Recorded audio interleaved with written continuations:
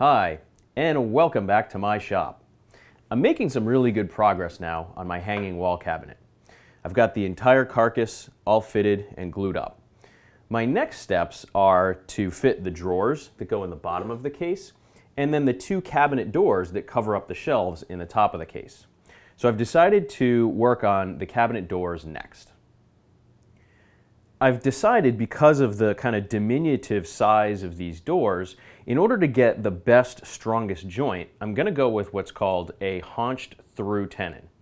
Now what that's going to do, it's going to allow me to have a groove that goes along the inside of the rails and stiles that's going to receive the panel for the door fronts. And then it's going to have a tenon that's going to go all the way through the stile and get exposed on the other side, and then of course flushed up nice and trim. So that tenon will be long enough that I'm going to have a nice strong joint, and then the haunched bit of the tenon will actually cover up the groove as it would be exposed in the top of the stile. So in this episode I'll show you how I'm going to go about doing that. One other thing I've done to ensure precision here is that I've put a back on the case. This is just temporary. It's a piece of fiberboard, but it's perfectly square. And what's that's going to do is ensure that this case stays completely square throughout the construction of both the doors and the drawers. What I've done here is actually set my mark to the opposite side of the blade that I ordinarily would. So it's essentially going to remove an extra blade width from the length of this piece. And that should give me about the right amount that I need for that, that little gap or that little reveal that I'll have towards the top and the bottom of the cabinet doors.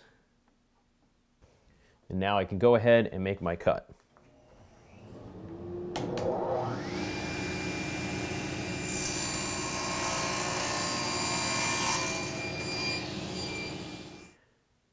I also went ahead and cut my rails to length using the same process.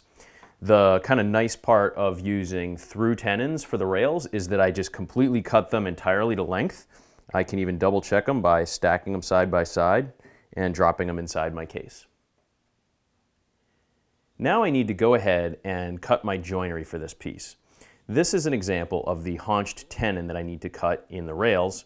Here's an example of a sample stile piece that I've already cut the mortise into.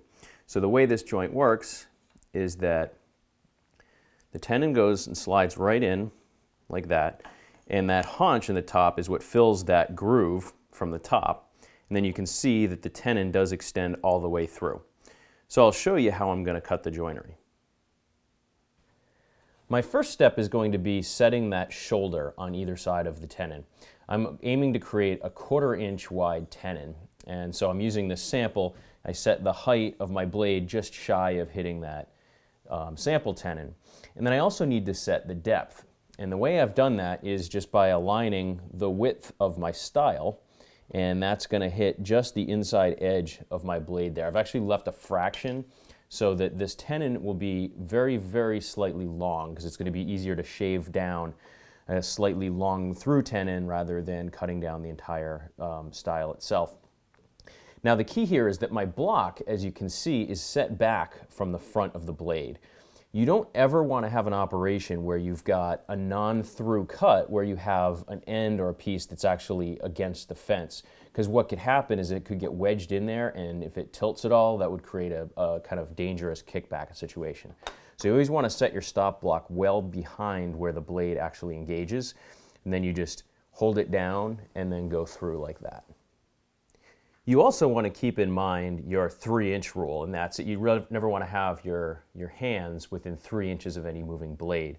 Since these are fairly short rails, I'm going to be really careful to keep my hands really at the end of this piece. If I sneak up too close, I'm going to be violating that 3-inch rule, and even though this isn't a through cut, I still don't want my fingers anywhere near that spinning blade.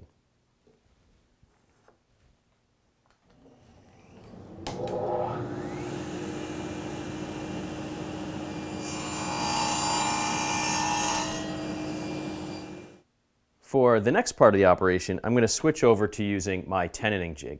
Now you could just as easily accomplish the removal of the waste around the tenon with a dado stack, and then you kind of follow that same procedure that I used to set the shoulder. In this case, I'm going to use my tenon jig because I have it available, and I find that it's pretty easy to dial in. The key here is I just need to set the height of my blade now so that it just reaches that shoulder that I already set in my first cut.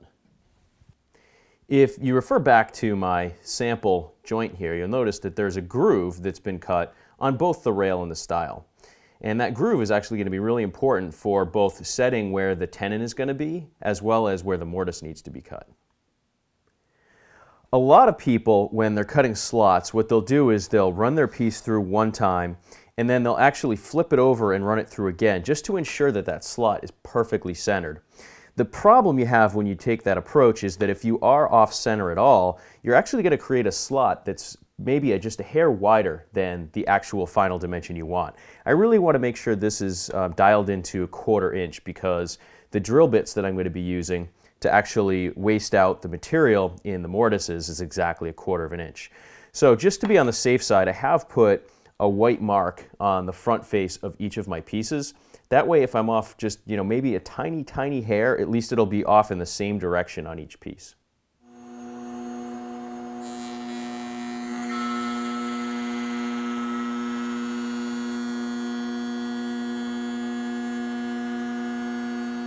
Now that slot, in addition to being kind of necessary for the joinery, also creates a unique alignment tool. So again, I've got my rail here and I have the white chalk line here. I'm going to start out by registering that white chalk line against the fence of my tenon jig. I'm going to tighten that down and then slide it forward. And all I'm trying to do here is align the very inside edge of that blade with the very edge of that slot that I cut. Now for my first pass, I'm erring a little bit on the side of cutting a tenon that's too wide. And I actually have a test piece here that I'm going to run first.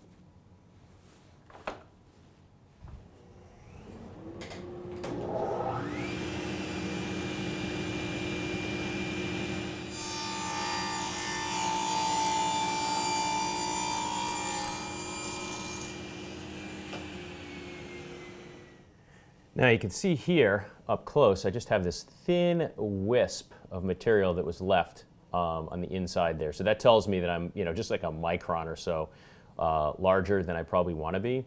So what I'm going to do at this point is then flip this around, run it through again, and see how close I am. I might be lucky and have it perfectly dialed in on the first shot.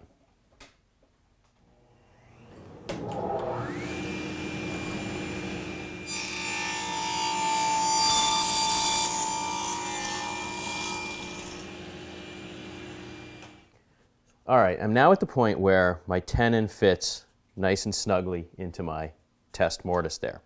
The other thing I want to check here, I'm going to flip it over so that my chalk side is down and just see how well this slides in against a completely flat reference surface. And this is where I know for sure if I have to take any more material off one side of the tenon versus the other. Now that fits in there nicely, and it fits just as nicely if I flip it over. So that's actually pretty good shape. I can actually just cut my tenon so that it's using the same setting on the jig, both left and right side. Next, I need to actually cut my mortises. And if I go back to my sample piece, you'll remember there's that little haunch that's going to be at the top of the tenon, and that's going to seal that groove in the top of the mortise. That haunch is 1/4 inch long. So I'm going to start out by setting one line using 1/4 inch setup block here, flush it up with the end of the piece and just make a little pencil mark there. And then I'm going to use the tenon itself from one of the pieces that I cut already to mark the bottom of that mortise. I'm going to use the drill press to waste out all of the material for the mortises. Now you can see I've applied a little bit of blue tape that's marking the top and the bottom of my mortise, and that's actually going to help a lot with the alignment. I've also set the depth of the stop so that my bit stops just short of going all the way through, because I want to be able to cut the back end of this mortise using hand tools so that I can really fine tune it. So all I have to do is align the bit so that it just touches that blue tape, and then that's going to be where I mark my first cut.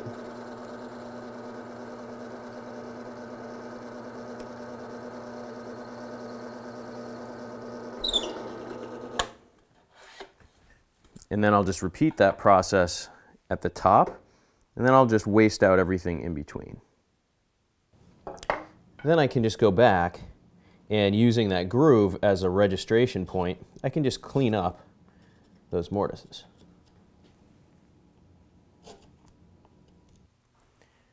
Before I can actually start cutting the back ends of my mortises, I need to finish cutting the haunch that goes into my tenon.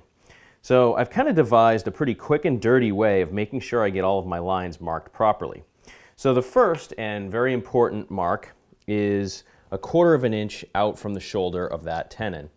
So all I do is I take my 1/4 inch setup block, hold it against the edge until everything flushes up, and then I just drop it along the top, take my marking knife, and boom.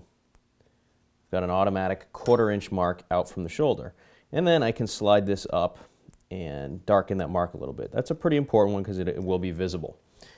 Then, on the sides, I can use my setup block again to extend that line slightly down each cheek. And then I've got my combo square set up so that the top of it registers right at the mark here. That'll leave me a 1/4 inch. Do that on both sides.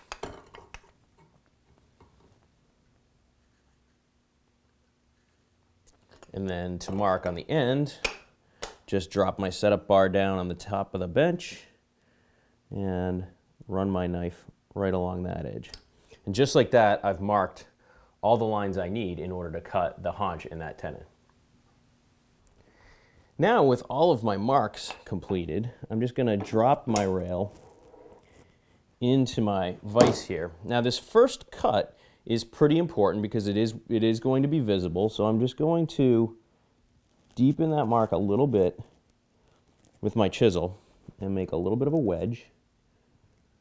And all I'm doing is just trying to create a nice clean line with a little wedge so that I can drop my saw kerf in there, and so that'll give me a place to register the kerf and it'll give me a nice clean line. And then I'm just going to use my back saw. This is actually my dovetail saw. This is, for those of you paying attention, a crosscut, but it's such a small one that I'm really not going to go back and forth between my crosscut or carcass saw. Now this is where it's a little trickier, and this is also why I want to cut that cross grain kerf first, because the last thing I want to do is deepen this line too much with my chisel and actually knock this piece right out. If that happens, I've already got my line cut and I'm not going to split the entire piece, but I'm going to just take a very careful tiny wedge here, and then I'm going to give very light pressure, just deepening that mark a little bit.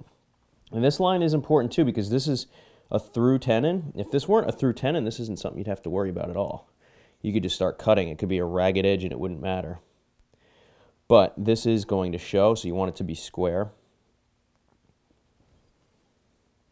And you want it to be nice and clean. All right, so I got myself enough of a little wedge there that I can drop my kerf in. And this is where having the rip tooth saw actually does come important, because this is a longer cut.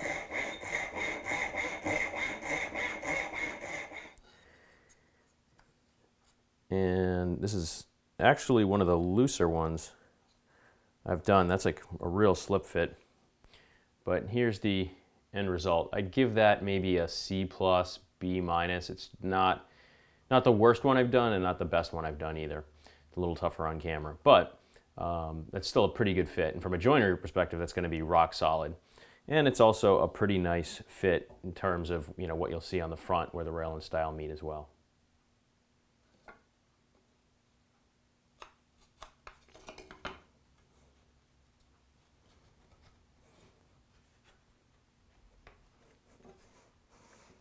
And there you have it, the assembled door panel. Now that both of the door frames are dry assembled, I popped them into the case just to get a look for what this is going to ultimately look like. This kind of gives you an idea what it would look like if I were using glass for the panels. However, I'm going to use two nice pieces of cherry, and that's what I'll work on next. For the panels that are going to float in the door frames, I'm using a piece of book-matched cherry. That'll be nice because then I'll have a kind of mirrored look left to right.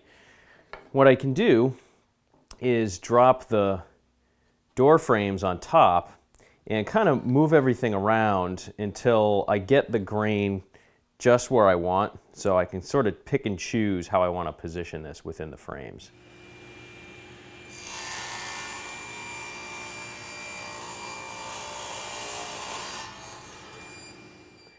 Now that I've got my panel cut to size, I also dimensioned the panels. They were a little bit too thick. They started out at 1/2 inch stock. I brought them down to 3/8 inch. And then I just marked the front side of the panel with an F in chalk. All I'm going to do then is use a panel raising bit, and that's going to get me down to a 1/2 inch that's going to slide into the groove in the door front, and then it'll raise the panel a little bit. I'm going to do the cross grain first because I might end up with a little bit of tear out, but then when I do the long grain, it'll take care of any rough edges there.